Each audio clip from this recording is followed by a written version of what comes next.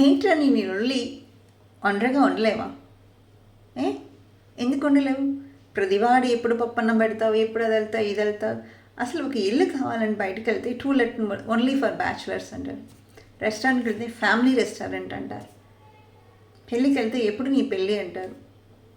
ఏదైనా చూస్తే pre wedding photoshoot అంటారు. ఏంట్రా ప్రతి వాళ్ళని తోసేయటమే. ఈ ఇల్లుని ఈ సొసైటీ ఏంటంటే ప్రతి వాడిని అసలు ప్రశాంతంగా లేకుండా వాడు బతుకుని కూడా వీడు అనుకున్నట్టు బతికిచ్చి చంపుతుంటారు. ఎందుకండి? నీకు పని లేవా? పక్కన వాడు పెళ్ళి అయితే మీకేంటండి? అంటే మీరు పడే బాధ అంతా పక్కన వాడు కూడా పడాలనే కదా. వాడు ఇష్టం అండి, వాడు హ్యాపీగా లీడ్ చేసుకుంటాడు. వాడికి అవసరం ఉన్నప్పుడు వాడు పెళ్లి చేసుకుంటాడు. చేసుకుంటాడు, చేయకపోతే వాడి ఇష్టం. వాడు చేసుకున్న తర్వాత వచ్చిన కష్టానికైనా మీరు వాటాలు ఏదైనా ఉంచుకుని వాడికి ఏదైనా చేస్తారా? చేయలేదు కదా. వాడు ఏదైనా వచ్చి నాకు పెళ్లి చేయండి అంకులు బాబాయ్ పిన్నిలు అడుగుతున్నారా? ఏం లేదు కదా.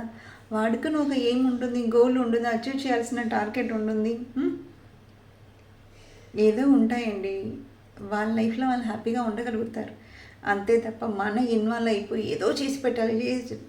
ఒక్కటి చెప్తున్నానేనండి, గుర్రాన్ని చెరువు దాకా తీసుకెళ్ళగలుగుతారు, నీళ్ళు తాగించలేరు. పెళ్ళి కావాల్సిన వాడు లవ్వో గివో ఏదో చేసుకుని వాడు కొవ్వుని వాడు కరిగించుకుంటాడు.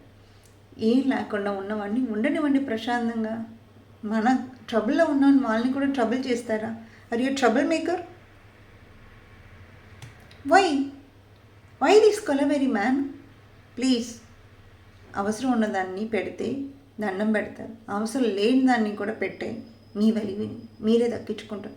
మరి మీ ఇష్టం, సరేనా?